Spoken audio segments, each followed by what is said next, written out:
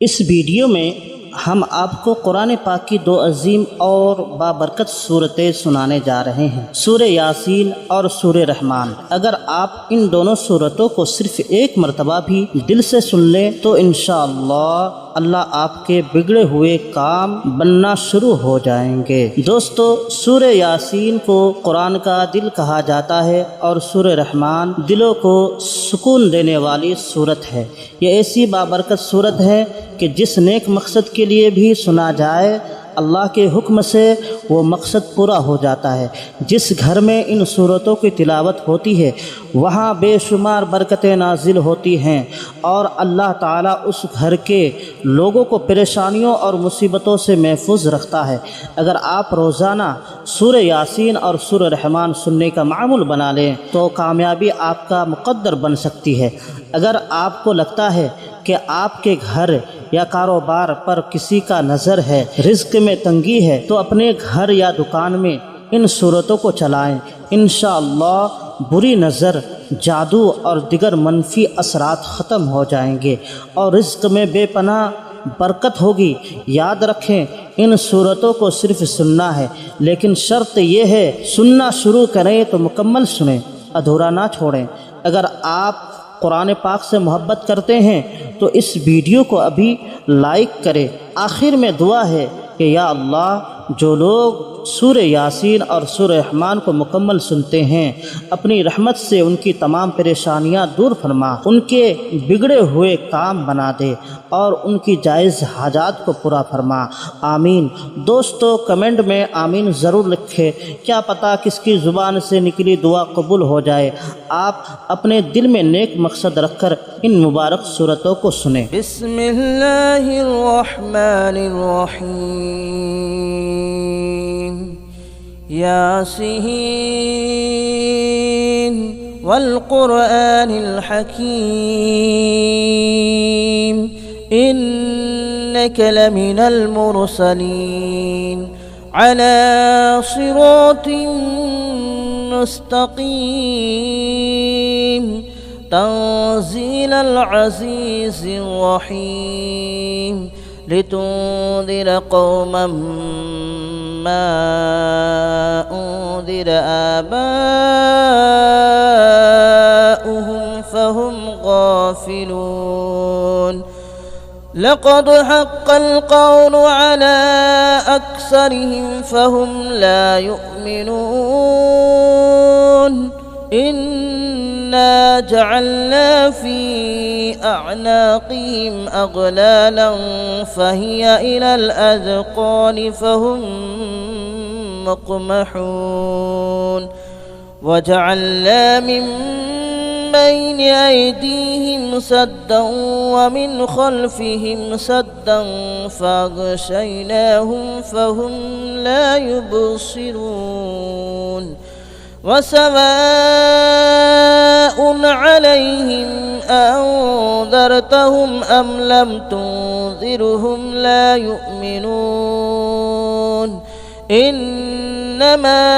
तुंज़िरु मन इत्तबअ अज़्ज़िक्र व ख़शिय अर्रहमान बिलग़ैब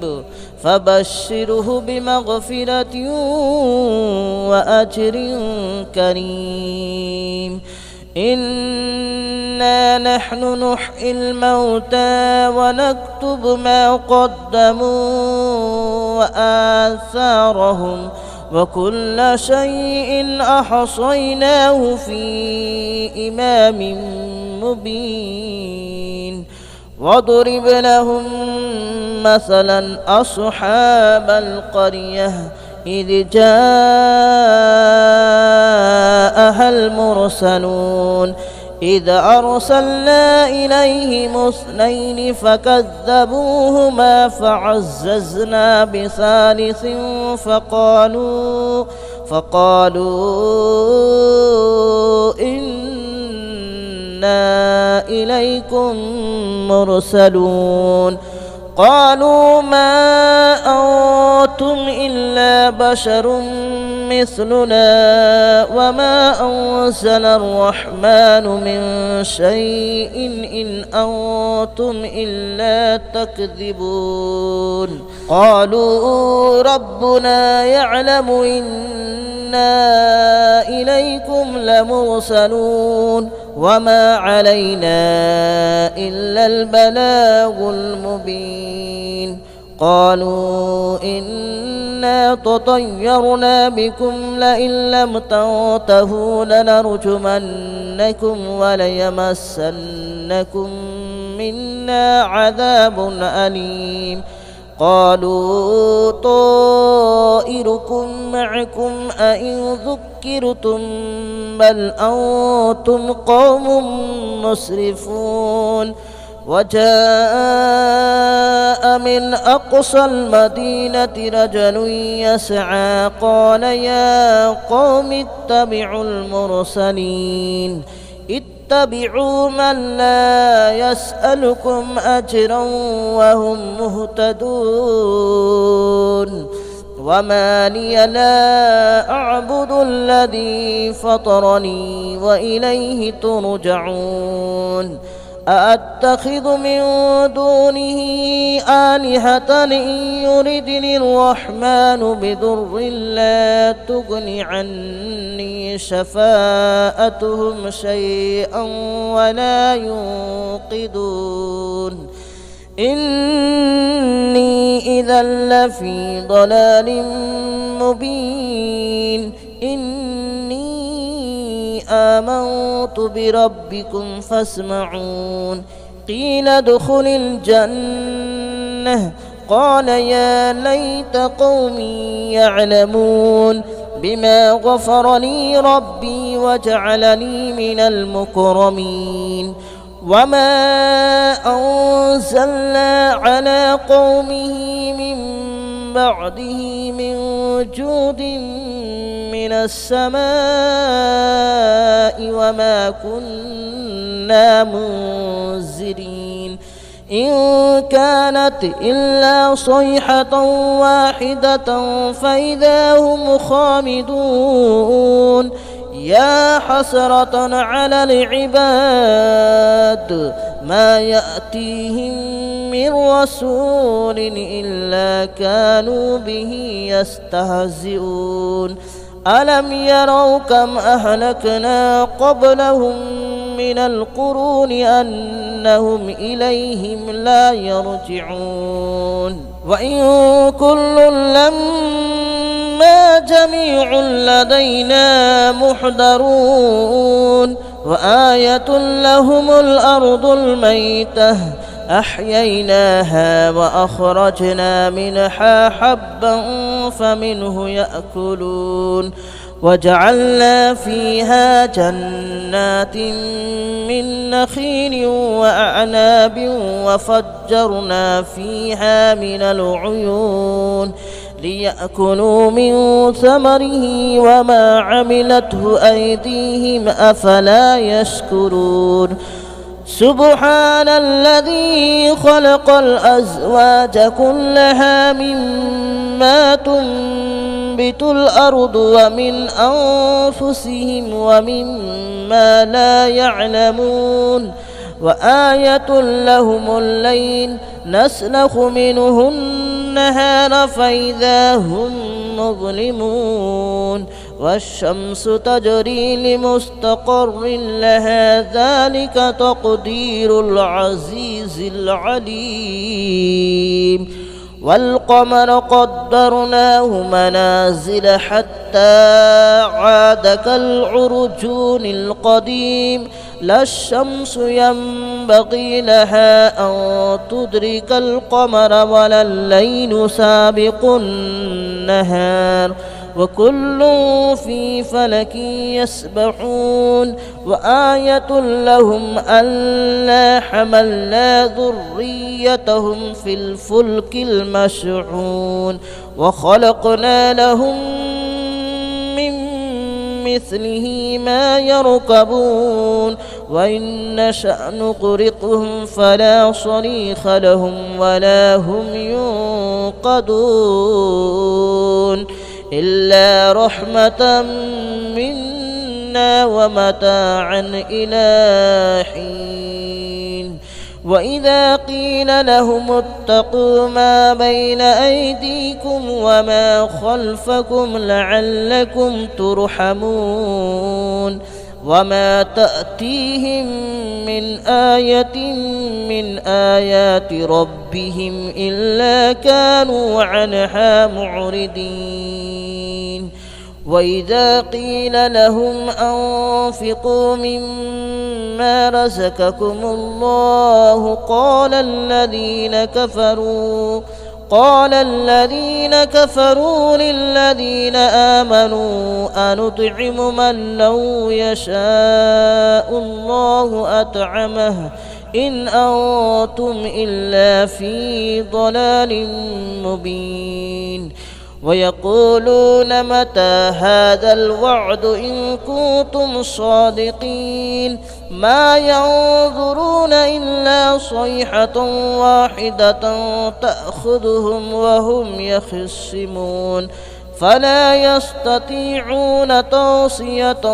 ولا إلى أهلهم يرجعون ونفخ في الصور فإذا هم من الأجداث إلى ربهم ينسلون قالوا يا ويلنا من بعثنا من مرقدنا هذا ما وعد الرحمن وصدق المرسلون إن كانت إلا صيحة واحدة فإذا هم جميع لدينا محضرون فاليوم لا تظلم نفس شيئا ولا تجزون إلا ما كنتم تعملون إن أصحاب الجنة اليوم في شغل فاكهون هم وأزواجهم في ظلال على الأرائك متكئون لهم فيها فاكهة ولهم ما يدعون سلام قولا من رب رحيم وامتازوا اليوم أيها المجرمون ألم أعهد إليكم يا بني آدم ألا تعبدوا الشيطان ألم أعهد إليكم يا بني آدم ألا تعبدوا الشيطان إنه لكم عدو مبين وأن اعبدوني هذا صراط مستقيم ولقد أضل منكم جبلا كثيرا أفلم تكونوا تعقلون هذه جهنم التي كنتم توعدون اصلوها اليوم بما كنتم تكفرون اليوم نختم على أفواههم وتكلمنا أيديهم وتشهد أرجلهم بما كانوا يكسبون ولو نشاء لطمسنا على أعينهم فاستبقوا الصراط فأنى يبصرون ولو نشاء لمسخناهم على مكانتهم فما استطاعوا مضيا ولا يرجعون ومن نعمره ننكسه في الخلق أفلا يعقلون وما علمناه الشعر وما ينبغي له إن هو إلا ذكر وقرآن مبين لينذر من كان حيا ويحق القول على الكافرين أولم يروا أنا خلقنا لهم مما عملت أيدينا أنعاما فهم لها مالكون وذللناها لهم فمنها ركوبهم ومنها يأكلون ولهم فيها منافع ومشارب أفلا يشكرون واتخذوا من دون الله آلهة لعلهم ينصرون لا يستطيعون نصرهم وهم لهم جند محضرون فلا يحزنك قولهم إنا نعلم ما يسرون وما يعلنون أولم ير الإنسان أنا خلقناه من نطفة فإذا هو خصيم مبين وضرب لنا مثلا ونسي خلقه قال من يحيي العظام وهي رميم قل يحييها الذي أنشأها أول مرة وهو بكل خلق عليم الذي جعل لكم من الشجر الأخضر نارا فإذا أنتم منه توقدون أوليس الذي خلق السماوات والأرض بقادر على أن يخلق مثلهم بلى وهو الخلاق العليم إنما أمره إذا أراد شيئا أن يقول له كن فيكون فسبحان الذي بيده ملكوت كل شيء وإليه ترجعون بسم الله الرحمن الرحيم الرحمن علم القرآن خلق الإنسان علمه البيان الشمس والقمر بحسبان والنجم والشجر يسجدان والسماء رفعها ووضع الميزان ألا تطغوا في الميزان وأقيموا الوزن بالقسط ولا تخسروا الميزان والأرض وضعها للأنام فيها فاكهة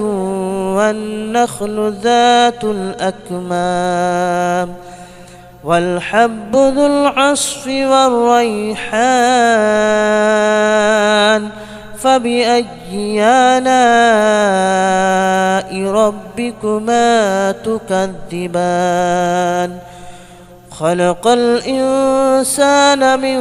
صلصال كالفخار وخلق الجان من مارج من نار فبأي آلاء ربكما تكذبان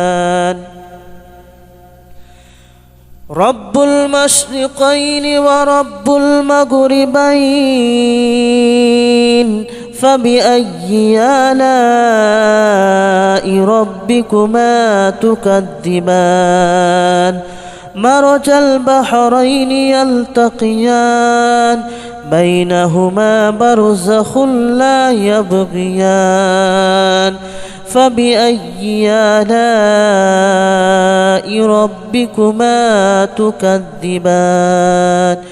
يخرج منهما اللؤلؤ والمرجان فبأي آلاء ربكما تكذبان وله الجوار المنشآت في البحر كالأعلام فبأي آلاء ربكما تكذبان كل من عليها فان ويبقى وجه ربك ذو الجلال والإكرام فبأي آلاء ربكما تكذبان يسأله من في السماوات والأرض كل يوم هو في شأن فبأي آلاء ربكما تكذبان سنفرغ لكم أيها الثقلان فبأي آلاء ربكما تكذبان يا معشر الجن والإنس إن استطعتم أن تنفذوا من أقطار السماوات والأرض فانفذوا لا تنفذون إلا بسلطان فبأي آلاء ربكما تكذبان يرسل عليكما شواظ من نار ونحاس فلا تنتصران فبأي آلاء ربكما تكذبان فإذا انشقت السماء فكانت وردة كالدهان فبأي آلاء ربكما تكذبان فيومئذ لا يسأل عن ذنبه إنس ولا جان فبأي آلاء ربكما تكذبان يعرف المجرمون بسيماهم فيؤخذ بالنواصي والأقدام فبأي آلاء ربكما تكذبان هذه جهنم التي يكذب بها المجرمون يطوفون بينها وبين حميم آن فبأي آلاء ربكما تكذبان ولمن خاف مقام ربه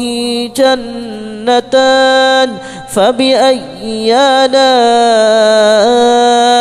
ربكما تكذبان ذواتا أفنان فبأي آلاء ربكما تكذبان فيهما عينان تجريان فبأي آلاء ربكما تكذبان فيهما من كل فاكهة زوجان فبأي آلاء ربكما تكذبان متكئين على فرش بطائنها من استبرق وجنى الجنتين دان فبأي آلاء ربكما تكذبان فيهن قاصرات الطرف لم يطمثهن إنس قبلهم ولا جان فبأي آلاء ربكما تكذبان كأنهن الياقوت والمرجان فبأي آلاء ربكما تكذبان هل جزاء الإحسان إلا الإحسان فبأي آلاء ربكما تكذبان ومن دونهما جنتان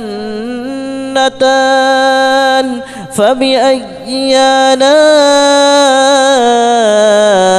ربكما تكذبان مدهامتان فبأي آلاء ربكما تكذبان فيهما عينان نضاختان فبأي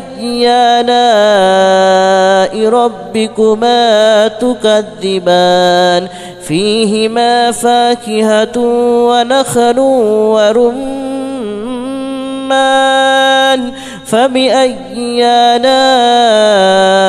ربكما تكذبان فيهن خيرات حسان فبأي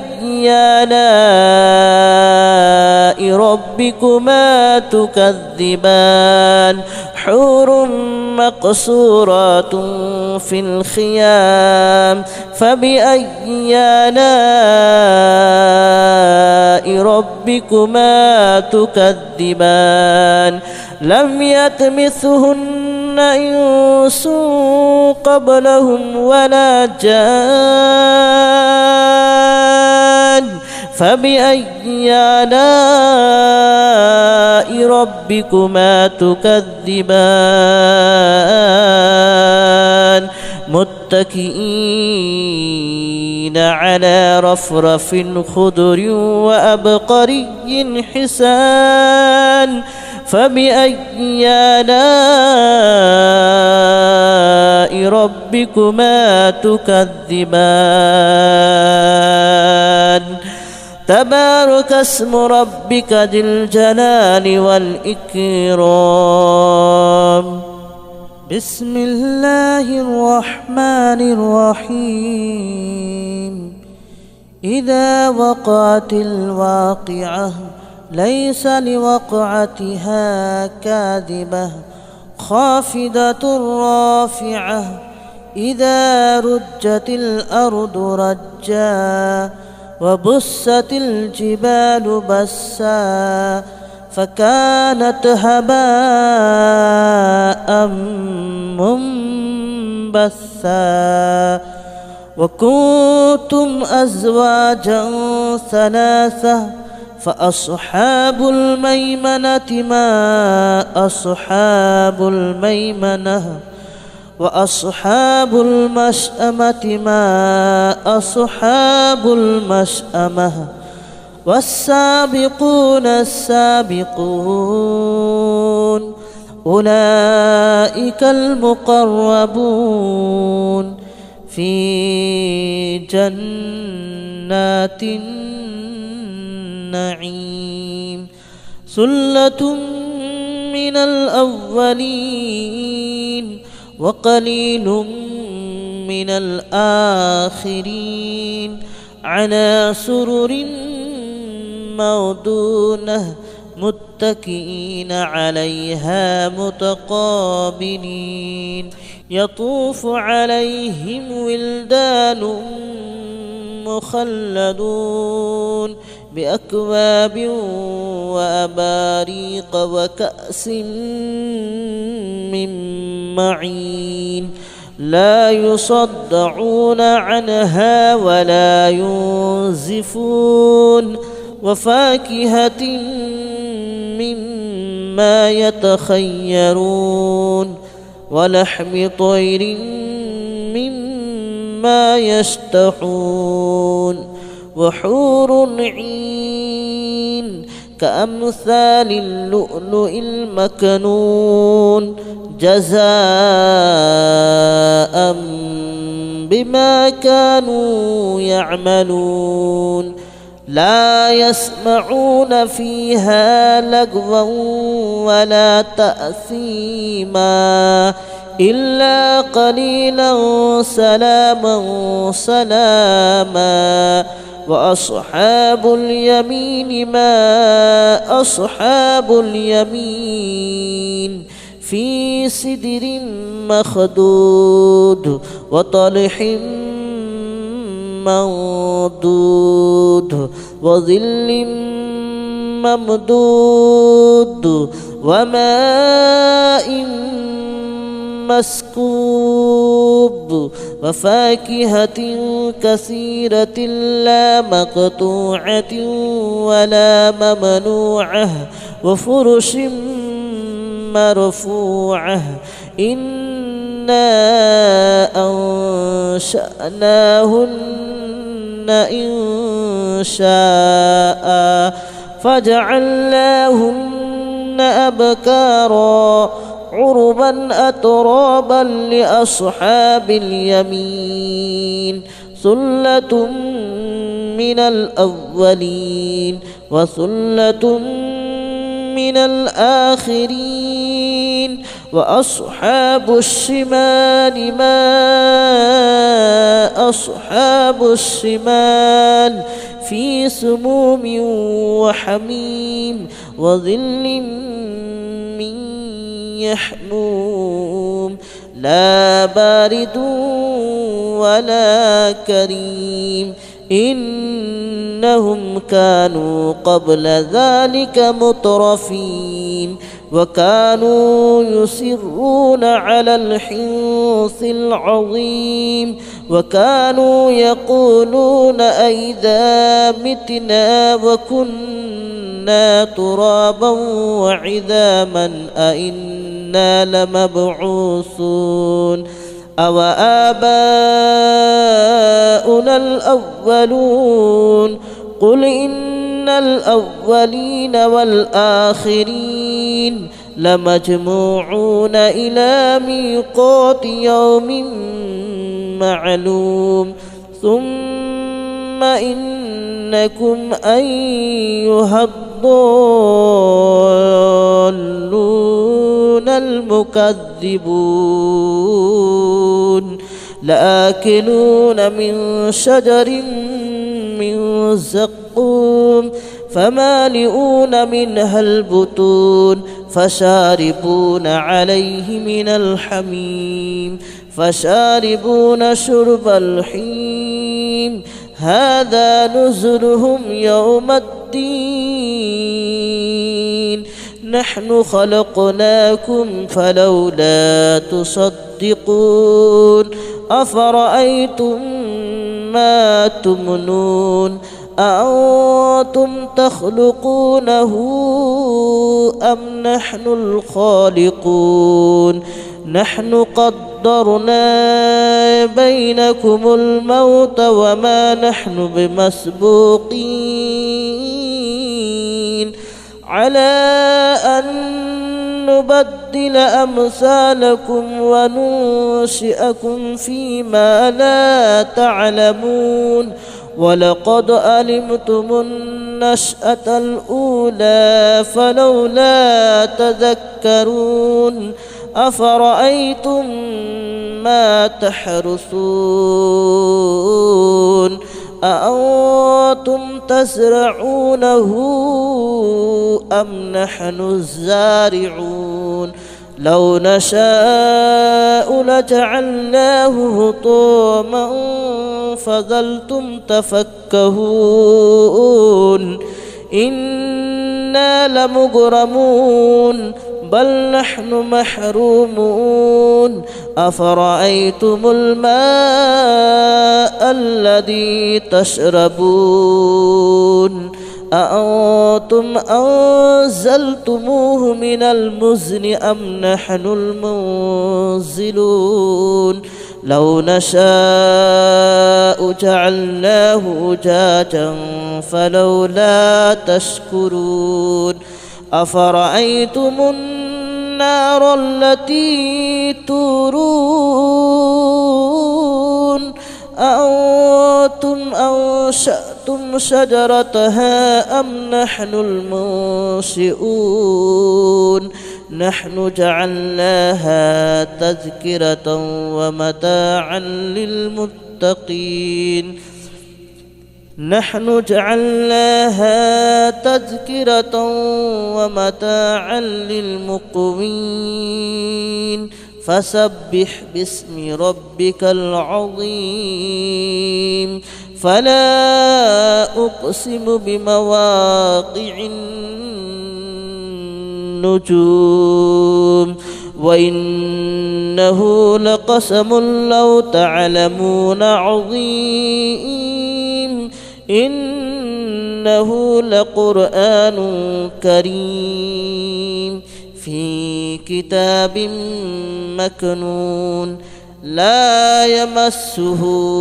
إلا المطهرون تنزيل من رب العالمين أفبهذا الحديث أنتم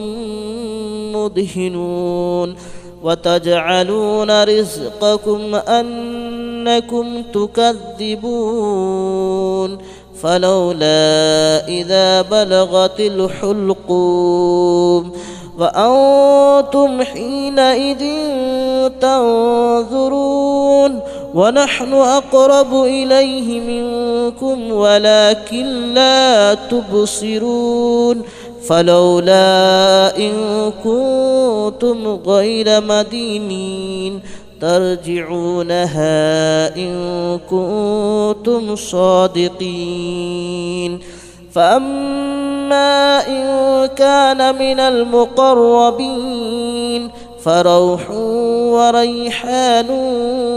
وجنة نعيم وأما إن كان من أصحاب اليمين فسلام لك من أصحاب اليمين وأما إن كان من المكذبين الضالين فنزل من حميم وتصلية جحيم إن هذا لهو حق اليقين فسبح باسم ربك العظيم بسم الله الرحمن الرحيم ياسين والقرآن الحكيم إنك لمن المرسلين على صراط مستقيم تنزيل العزيز الرحيم لتنذر قوما ما أنذر آباؤهم فهم غافلون لقد حق القول على أكثرهم فهم لا يؤمنون إنا جعلنا في أعناقهم أغلالا فهي إلى الأذقان فهم مقمحون وجعلنا من بين أيديهم سدا ومن خلفهم سدا فأغشيناهم فهم لا يبصرون وسواء عليهم أنذرتهم أم لم تنذرهم لا يؤمنون إنما تنذر من اتبع الذكر وخشي الرحمن بالغيب فبشره بمغفرة وأجر كريم. إنا نحن نحيي الموتى ونكتب ما قدموا وآثارهم وكل شيء أحصيناه في إمام مبين. واضرب لهم مثلا أصحاب القرية إذ جاءها المرسلون إذ أرسلنا إليهم اثنين فكذبوهما فعززنا بثالث فقالوا إنا إليكم مرسلون. قالوا ما أنتم إلا بشر مثلنا وما أنزل الرحمن من شيء إن أنتم إلا تكذبون. قالوا ربنا يعلم إنا إليكم لمرسلون وما علينا إلا البلاغ المبين. قالوا إنا تطيرنا بكم لئن لم تنتهوا لنرجمنكم وليمسنكم منا عذاب أليم. قالوا طائركم معكم أئن ذكرتم بل أنتم قوم مسرفون. وجاء من أقصى المدينة رجل يسعى قال يا قوم اتبعوا المرسلين اتبعوا من لا يسألكم أجرا وهم مهتدون. وما لي لا أعبد الذي فطرني وإليه ترجعون. أأتخذ من دونه آلهة إن يردني الرحمن بضر لا تغن عني شفاءتهم شيئا ولا ينقذون. إني إذا لفي ضلال مبين. آمنت بربكم فاسمعون. قيل ادخل الجنة قال يا ليت قومي يعلمون بما غفر لي ربي وجعلني من المكرمين. وما أنزلنا على قومه من بعده من جود من السماء وما كنا منزلين. إن كانت إلا صيحة واحدة فإذا هم خامدون. يا حسرة على العباد ما يأتيهم من رسول إلا كانوا به يستهزئون. ألم يروا كم أهلكنا قبلهم من القرون أنهم إليهم لا يرجعون. وإن كل لما جميع لدينا محضرون. وآية لهم الأرض الميتة أحييناها وأخرجنا منها حبا فمنه يأكلون. وجعلنا فيها جنات من نخيل وأعناب وفجرنا فيها من العيون ليأكلوا من ثمره وما عملته أيديهم أفلا يشكرون. سبحان الذي خلق الأزواج كلها مما تنبت الأرض ومن أنفسهم ومما لا يعلمون. وآية لهم الليل نسلخ منه النهار فإذا هم مظلمون والشمس تجري لمستقر لها ذلك تقدير العزيز العليم والقمر قدرناه منازل حتى عاد كالعرجون القديم لا الشمس ينبغي لها أن تدرك القمر ولا الليل سابق النهار وكل في فلك يسبحون وآية لهم ألا حملنا ذريتهم في الفلك المشحون وخلقنا لهم من مثله ما يركبون وإن نشأ نغرقهم فلا صريخ لهم ولا هم ينقذون إلا رحمة منا ومتاعا إلى حين وإذا قيل لهم اتقوا ما بين أيديكم وما خلفكم لعلكم ترحمون وما تأتيهم من آية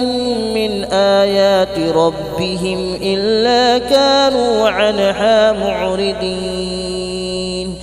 وإذا قيل لهم أنفقوا مما رزقكم الله قال الذين كفروا للذين آمنوا أنطعم من لو يشاء الله أطعمه إن أنتم إلا في ضلال مبين ويقولون متى هذا الوعد إن كنتم صادقين ما ينظرون إلا صيحة واحدة تأخذهم وهم يخصمون فلا يستطيعون توصية ولا إلى أهلهم يرجعون ونفخ في الصور فإذا هم من الأجداث إلى ربهم ينسلون قالوا يا ويلنا من بعثنا من مرقدنا هذا ما وعد الرحمن وصدق المرسلون إن كانت إلا صيحة واحدة فإذا هم جميع لدينا محضرون فاليوم لا تظلم نفس شيئا ولا تجزون إلا ما كنتم تعملون إن أصحاب الجنة اليوم في شغل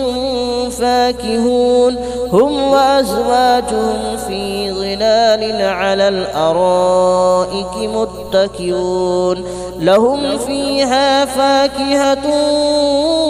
ولهم ما يدعون سلام قولا من رب رحيم وامتازوا اليوم أيها المجرمون ألم أعهد إليكم يا بني آدم ألا تعبدوا الشيطان ألم أعهد إليكم يا بني آدم ألا تعبدوا الشيطان إنه لكم عدو مبين وأن اعبدوني هذا صراط مستقيم ولقد أضل منكم جبلا كثيرا أفلم تكونوا تعقلون هذه جهنم التي كنتم توعدون اصلوها اليوم بما كنتم تكفرون اليوم نختم على أفواههم وتكلمنا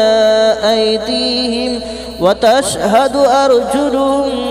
بما كانوا يكسبون ولو نشاء لطمسنا على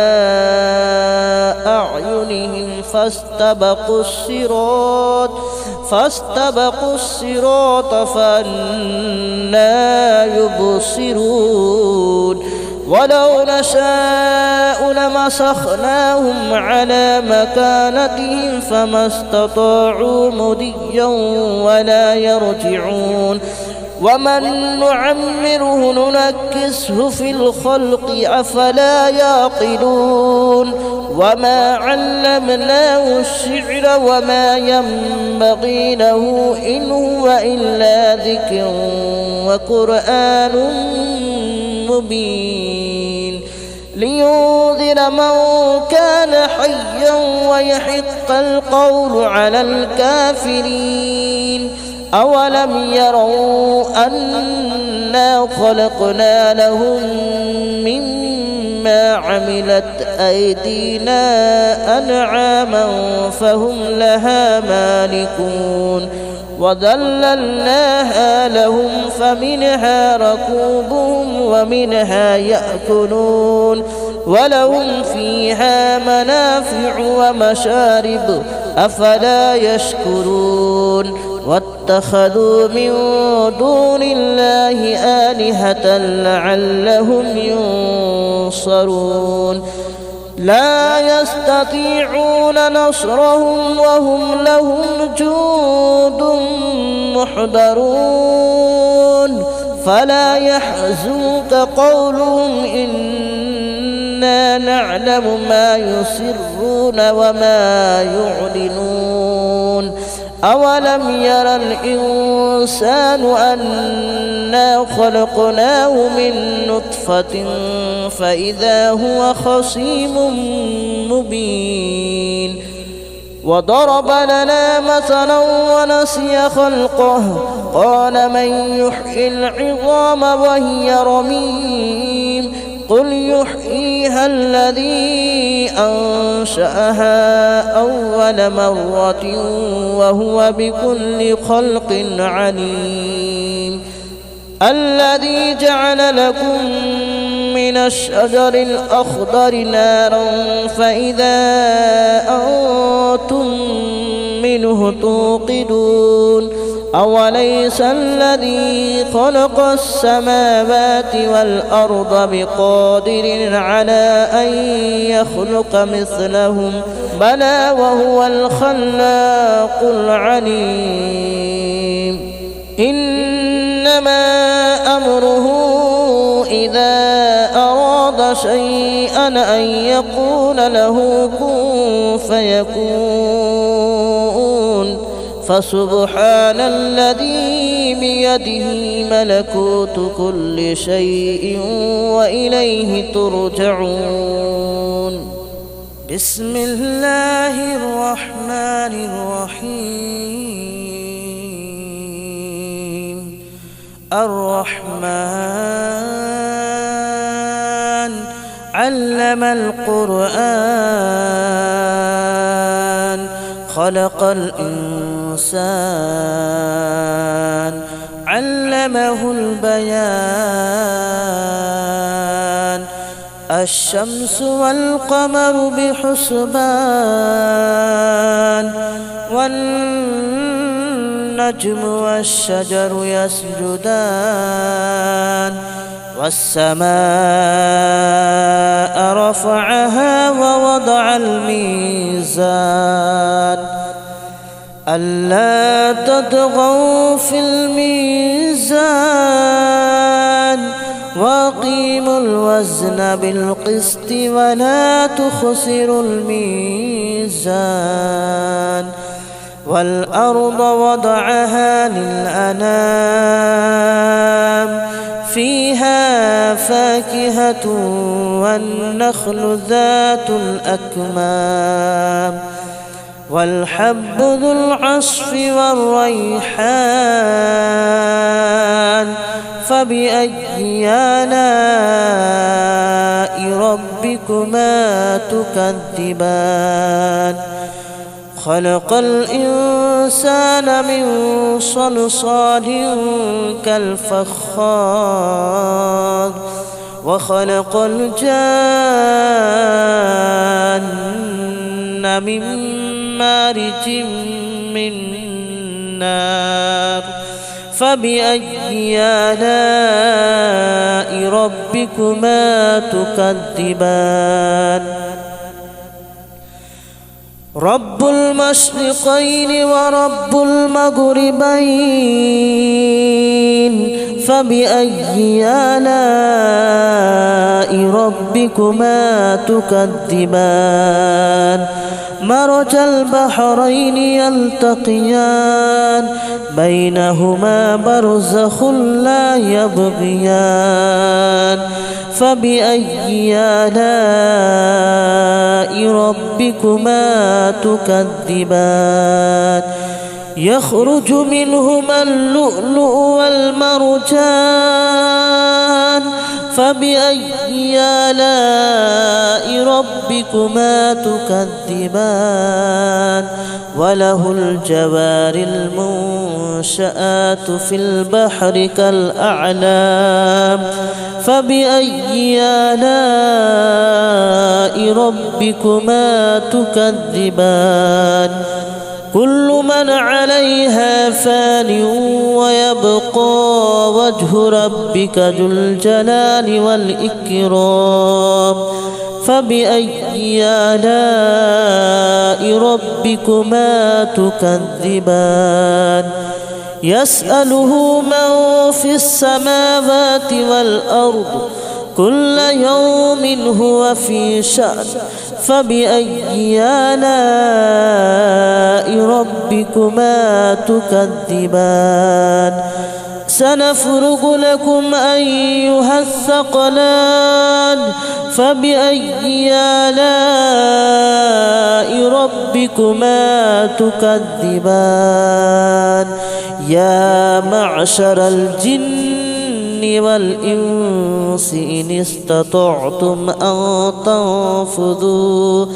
أن تنفذوا من أقطار السماوات والأرض فانفذوا لا تنفذون إلا بسلطان فبأي آلاء ربكما تكذبان يرسل عليكما شواظ من نار ونحاس فلا تنتصران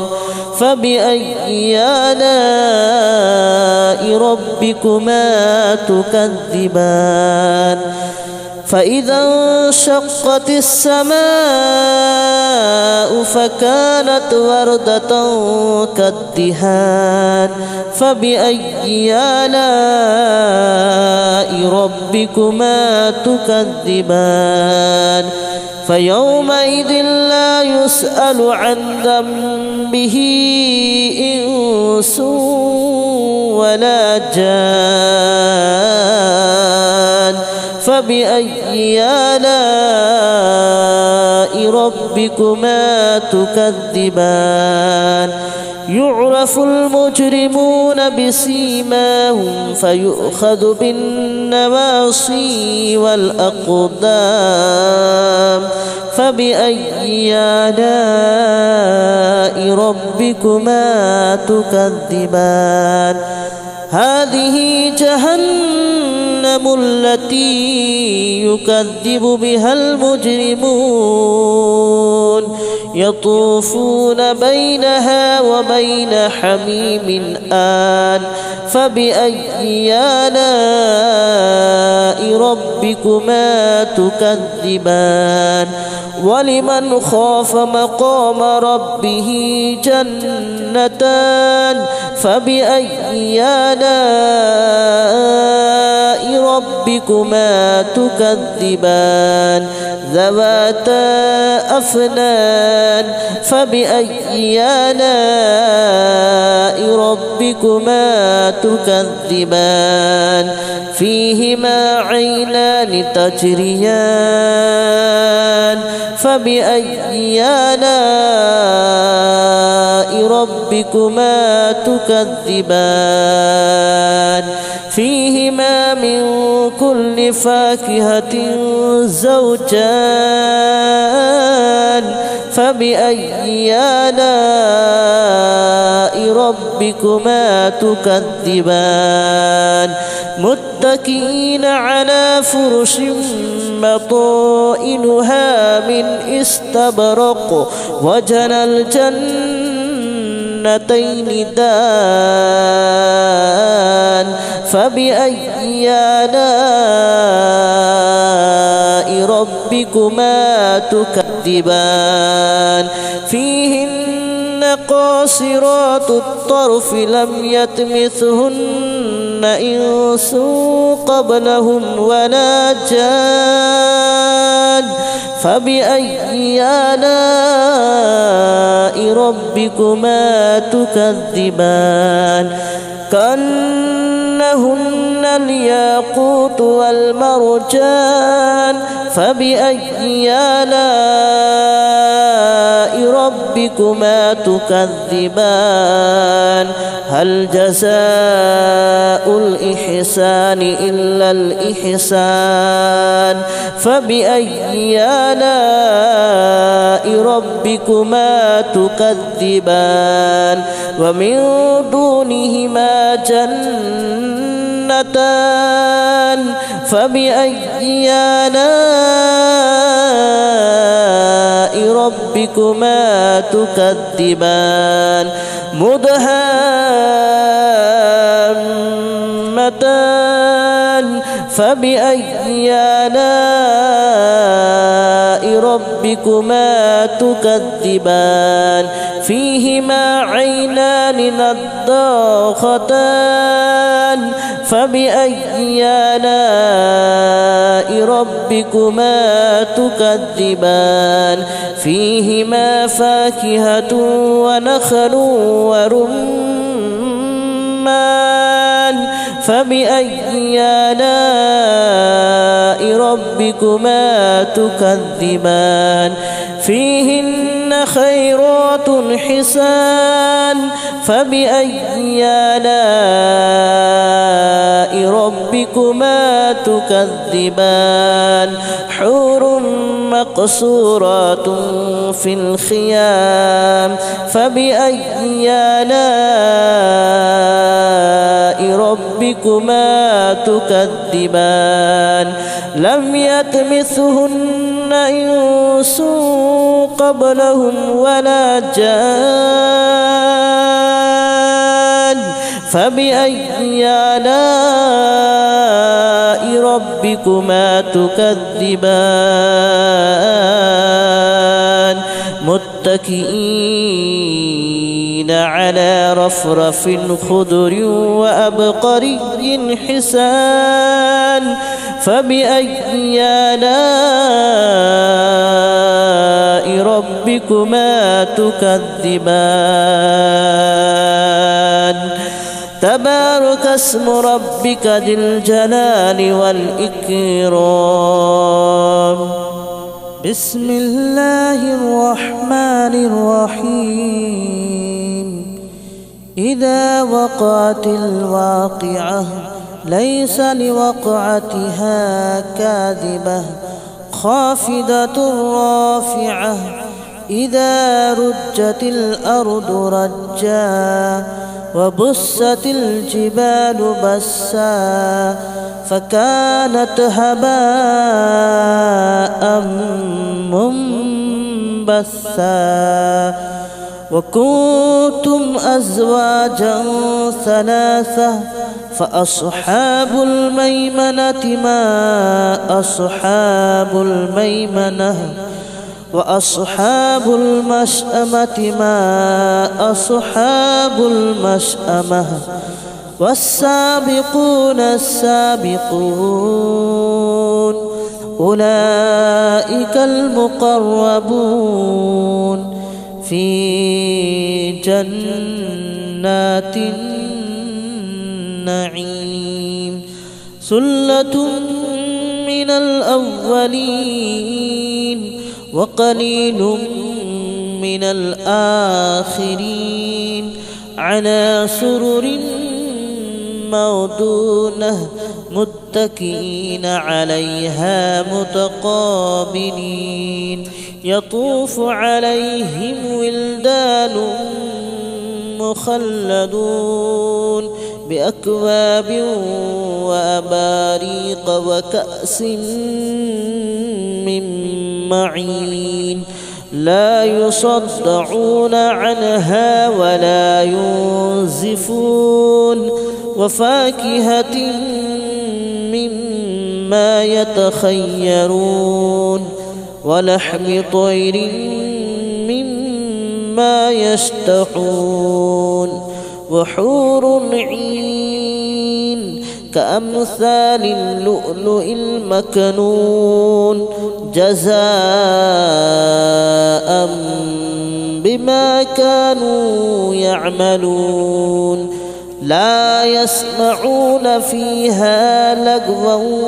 ولا تأثيما إلا قليلا سلاما سلاما وأصحاب اليمين ما أصحاب اليمين في سدر مخضود وطلح منضود وظل ممدود وماء مسكوب وفاكهة كثيرة لا مقطوعة ولا ممنوعة وفرش مرفوعة إنا أنشأناهن إن شاء فجعلناهن أبكارا عربا أترابا لأصحاب اليمين ثلة من الأولين وثلة من الآخرين وأصحاب الشمال ما أصحاب الشمال في سموم وحميم وظل من يحموم لا بارد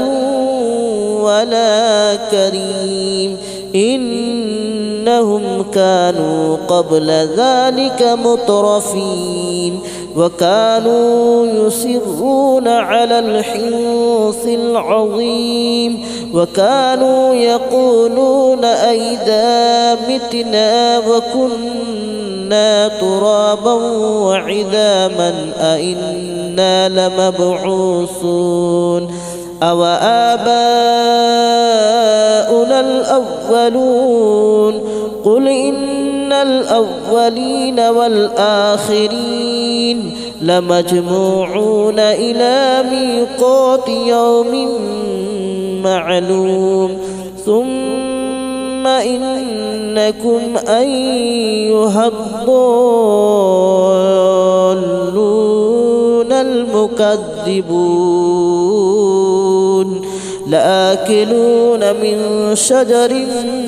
من زقوم فمالئون منها البطون فشاربون عليه من الحميم فشاربون شرب الحميم هذا نزلهم يوم الدين نحن خلقناكم فلولا تصدقون أفرأيتم ما تمنون أأنتم تخلقونه أم نحن الخالقون نحن قدرنا بينكم الموت وما نحن بمسبوقين على أن نبدل أمثالكم وننشئكم فيما لا تعلمون ولقد علمتم النشأة الأولى فلولا تذكرون أفرأيتم ما تحرثون أأنتم تزرعونه أم نحن الزارعون لو نشاء لجعلناه هطاما فظلتم تفكهون إنا لمغرمون بل نحن محرومون أفرأيتم الماء الذي تشربون أأنتم أنزلتموه من المزن أم نحن المنزلون لو نشاء جعلناه أجاجا فلولا تشكرون أفرأيتم النار التي تورون أأنتم أنشأتم شجرتها أم نحن المنشئون نحن جعلناها تذكرة ومتاعا للمتقين نحن جعلناها تذكرة ومتاعا للمقوين فسبح باسم ربك العظيم فلا أقسم بمواقع النجوم وإنه لقسم لو تعلمون عظيم إنه لقرآن كريم في كتاب مكنون لا يمسه إلا المطهرون تنزيل من رب العالمين أفبهذا الحديث أنتم مدهنون وتجعلون رزقكم أنكم تكذبون فلولا إذا بلغت الحلقوم وأنتم حينئذ تنظرون ونحن أقرب إليه منكم ولكن لا تبصرون فلولا إن كنتم غير مدينين ترجعونها إن كنتم صادقين فأما إن كان من المقربين فروح وريحان وجنة نعيم وأما إن كان من أصحاب اليمين فسلام لك من أصحاب اليمين وأما إن كان من المكذبين الضالين فنزل من حميم وتصلية جحيم إن هذا لهو حق اليقين فسبح باسم ربك العظيم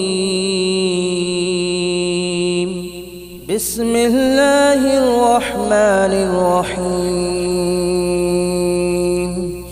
ياسين والقرآن الحكيم إنك لمن المرسلين على صراط مستقيم تنزيل العزيز الرحيم لتنذر قوما ما أنذر آباؤهم فهم غافلون لقد حق القول على أكثرهم فهم لا يؤمنون إنا جعلنا في أعناقهم أغلالا فهي إلى الأذقان فهم مقمحون وجعلنا من بين أيديهم سدا ومن خلفهم سدا فأغشيناهم فهم لا يبصرون وسواء عليهم أنذرتهم أم لم تنذرهم لا يؤمنون إنما تنذر من اتبع الذكر وخشي الرحمن بالغيب فبشره بمغفرة وأجر كريم إنا نحن نحيي الموتى ونكتب ما قدموا وآثارهم وكل شيء أحصيناه في إمام مبين واضرب لهم مثلا أصحاب القرية إذ جاءها المرسلون إذ أرسلنا إليهم اثنين فكذبوهما فعززنا بثالث فقالوا إنا إليكم مرسلون قالوا ما أنتم إلا بشر مثلنا وما أنزل الرحمن من شيء إن أنتم إلا تكذبون قالوا ربنا يعلم إنا إليكم لمرسلون وما علينا إلا البلاغ المبين قالوا إنا تطيرنا بكم لئن لم تنتهوا لنرجمنكم وليمسنكم منا عذاب أليم قالوا طائركم معكم أئن ذكرتم بل أنتم قوم مسرفون وجاء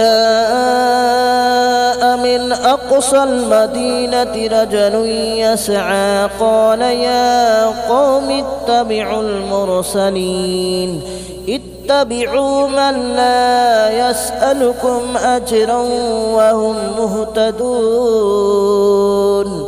وما لي لا أعبد الذي فطرني وإليه ترجعون أأتخذ من دونه آلهة إن يردني الرحمن بضر لا تغن عني شفاءتهم شيئا ولا ينقذون إني إذا لفي ضلال مبين آمنت بربكم فاسمعون قيل ادخل الجنة قال يا ليت قومي يعلمون بما غفر لي ربي وجعلني من المكرمين وما أنزلنا على قومه من بعده من جود من السماء وما كنا منزلين إن كانت إلا صيحة واحدة فإذا هم خامدون يا حسرة على العباد ما يأتيهم من رسول إلا كانوا به يستهزئون ألم يروا كم أهلكنا قبلهم من القرون أنهم إليهم لا يرجعون وإن كل لما جميع لدينا محضرون وآية لهم الأرض الميتة أحييناها وأخرجنا منها حبا فمنه يأكلون وجعلنا فيها جنات من نخيل وأعناب وفجرنا فيها من العيون ليأكلوا من ثمره وما عملته أيديهم أفلا يشكرون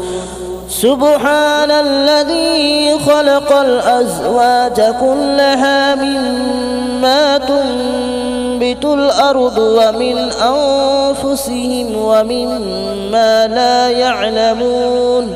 وآية لهم الليل نسلخ منه النهار فإذا هم مظلمون والشمس تجري لمستقر لها ذلك تقدير العزيز العليم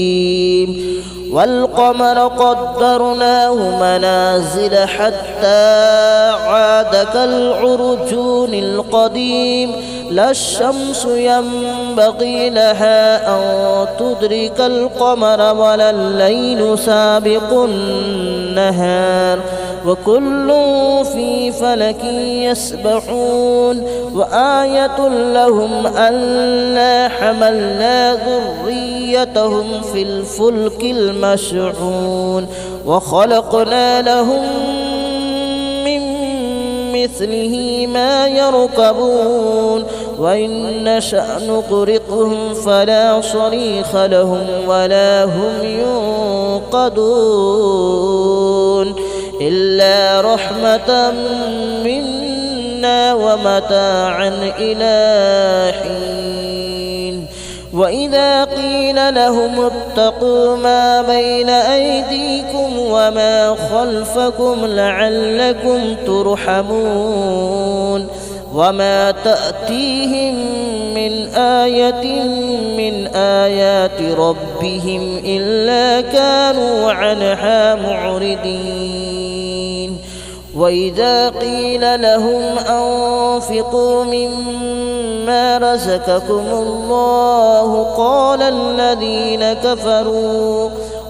الذين كفروا للذين آمنوا أنطعم من لو يشاء الله أطعمه إن أنتم إلا في ضلال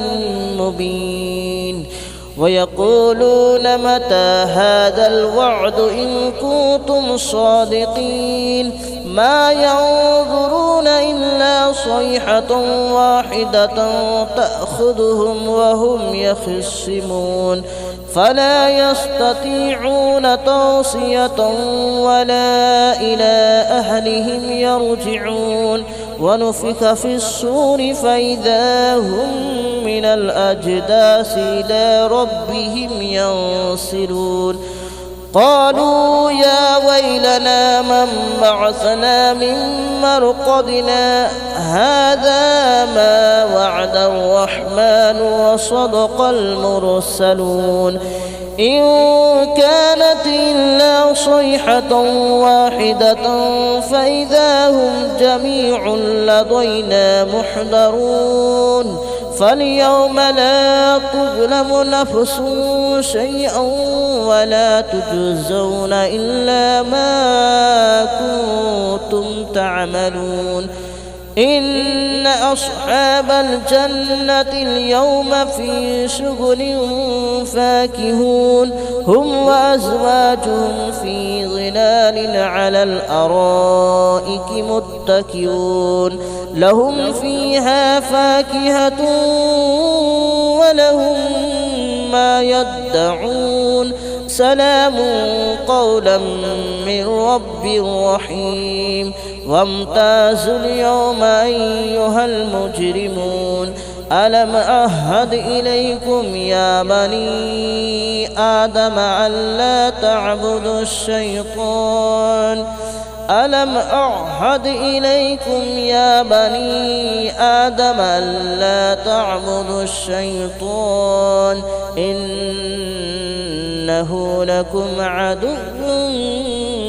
مبين وأن اعبدوني هذا صراط مستقيم ولقد أضل منكم جبلا كثيرا أفلم تكونوا تعقلون هذه جهنم